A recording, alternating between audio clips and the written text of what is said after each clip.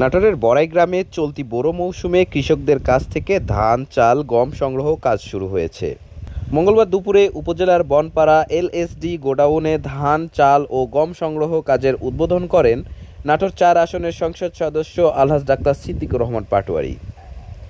এ সময় উপজেলা নির্বাহী কর্মকর্তা লাইলা জান্নাতুল ফেরদৌস, খাদ্য পরিদর্শক আবুল কালাম আজাদ, উপজেলা খাদ্য নিয়ন্ত্রণ কর্মকর্তা ডালিম কাজী সহ উপজেলার মিল মালিক সমিতির সদস্যবৃন্দ উপস্থিত ছিলেন।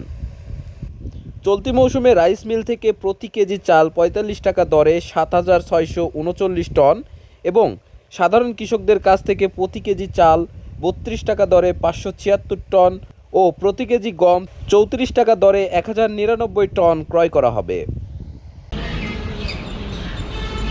সরকার জায়গায় নিয়ে নিচ্ছে তখন যায় চলবে। এটার জন্য আপনাদের বলেছি আমার উপজেলা থেকে গুজরাট পর্যন্ত এখান থেকে